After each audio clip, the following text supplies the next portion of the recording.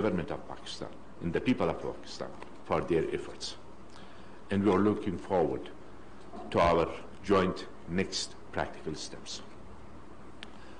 Colleagues, ladies and gentlemen, I'm a firm believer, after many troubling years, we now need to go beyond the usual stale rhetoric and shadowy conspiracy theories that have held us back.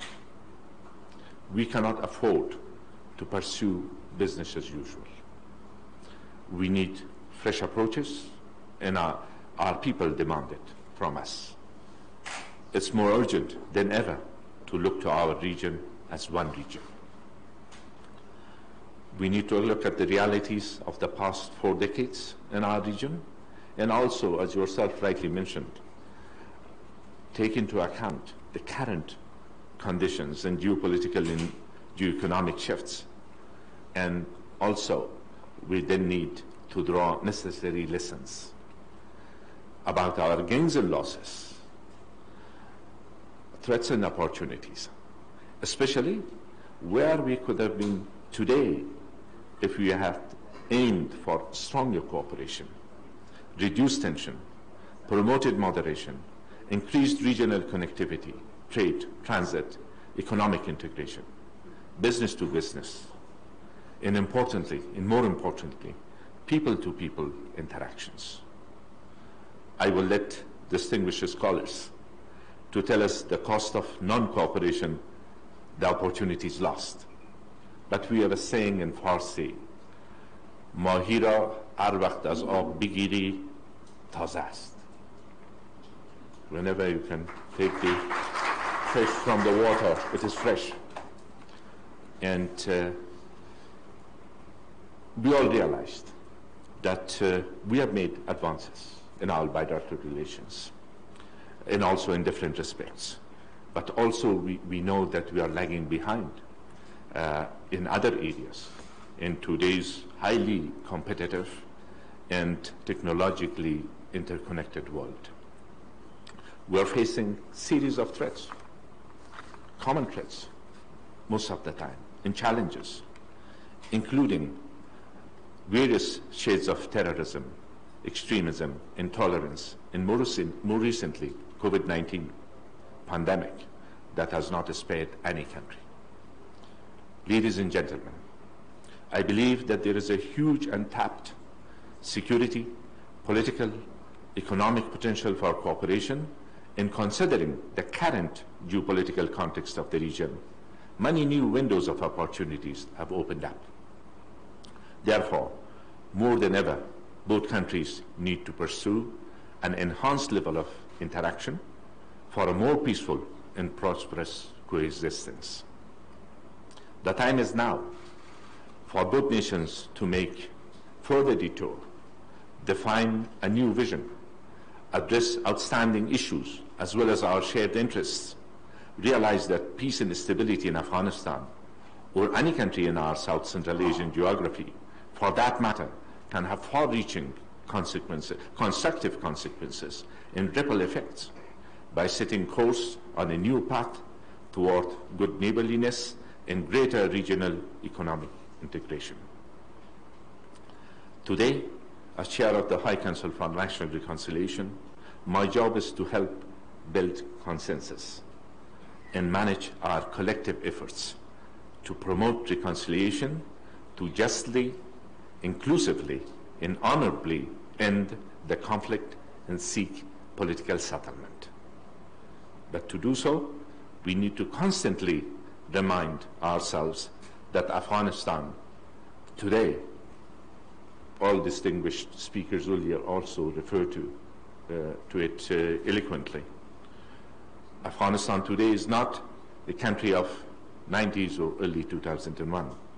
It's young, diverse, connected nation, eager to freely decide its own future form of government, corresponding to its unity in diversity. This transformed nation also wants to preserve its core accomplishments, including the rights and liberties of all men and women of all communities and groups in Afghanistan. We do not want a terrorist footprint in our country, or to allow any entity to pose a threat to any other nation. The current talks offer the best hope to put the war behind us using patience. And Prime Minister, I'm accused by my colleagues, and some of my colleagues have severed their path and stopped being my partner by accusing me to be very patient. That's an appointment.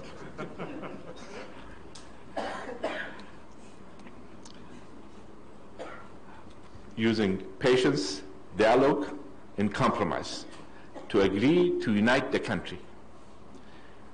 We appreciate the tremendous efforts by all partners of Afghanistan, contributions and sacrifices made in the past 19 years in helping our people achieve their aspirations. But the biggest missing, the missing part is peace, dignified, durable, sustainable peace. A country with a vision of living at peace, unified, peace within and without, friendship within and without, not harboring any terrorist groups which may pose any threat to any country in our neighborhood, a sovereign country, independent country, democratic country, which people with diverse ideas, while maintaining their ideas, and compete for and contest for implementation of their ideas, but only peacefully and without using violence. That's the future. Yes, the road ahead of us is not easy. Responsibility on my shoulders in my current position as the chairman of the High Council for National Reconciliation. I cannot and we cannot achieve our aspirations without the support from our own people, and also without cooperation in a sincere manner in our region, and also the further strengthening of our bilateral relations. I'm sure that will further help us in achieving the aspirations of the people which have been faced with tremendous challenges in the past more than 4 decades. In my own case, 35 years of my life, plus 1.5 or less than 1.5 years which I was here as a refugee in Peshawar as a medical doctor, just graduated from the Faculty of Medicine, practiced a little bit, and then leaving Afghanistan, and then returned back and joining the resistance as a medical doctor. I've been in the middle of this.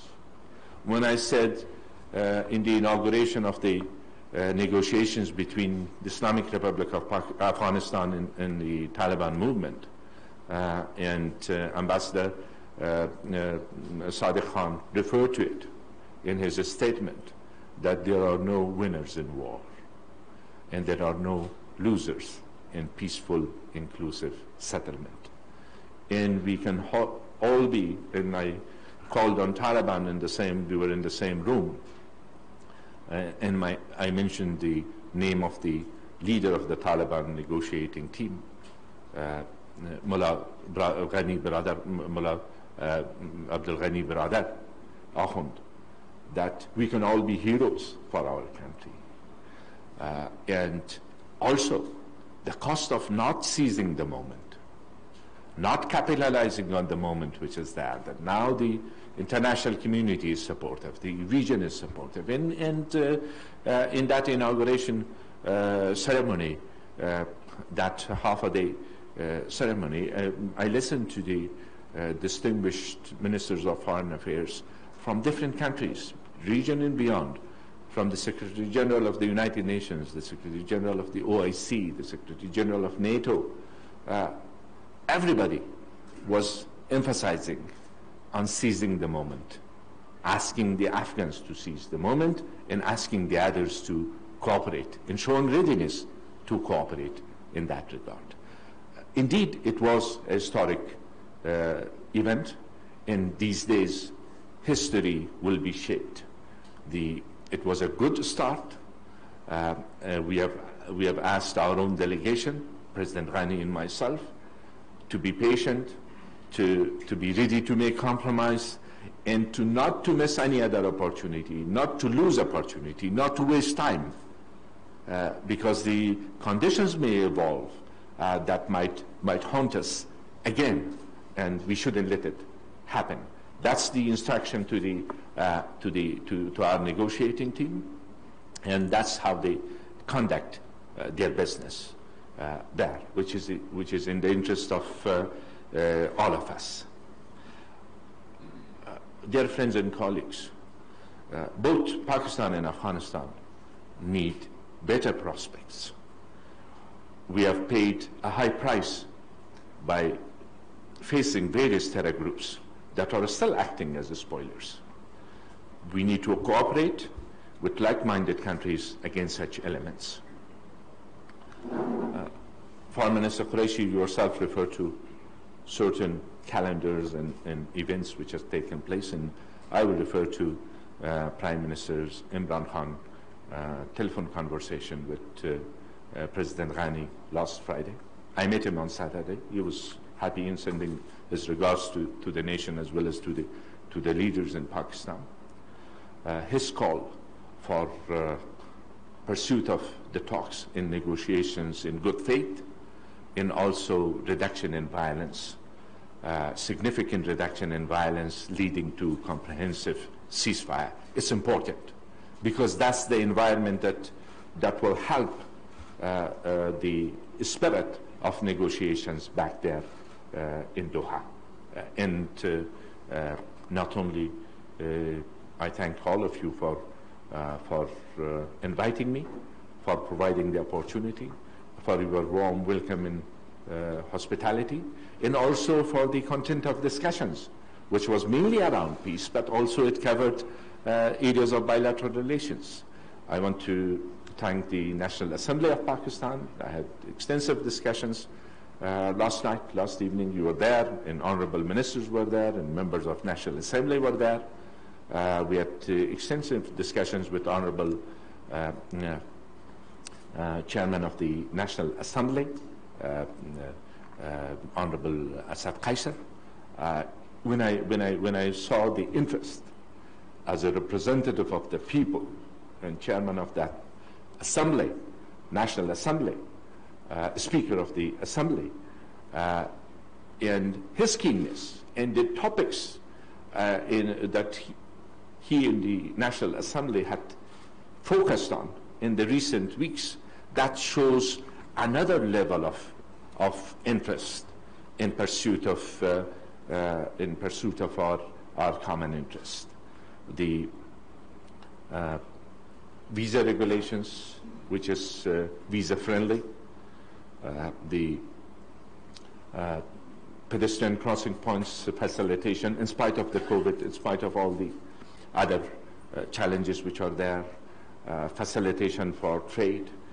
In all of this, we are grateful for the steps that you have taken. We also listen to yourself. We were going to listen to the leaders later on today and tomorrow. And also there are areas that we have to make joint efforts. There are areas that we need to focus in order to enhance bilateral relations on the basis of mutual respect in cooperation. I want to thank Pakistan also for hosting millions of our refugees. And we share the idea of dignified, voluntary return of refugees. And we are making efforts back home to further facilitate in this area.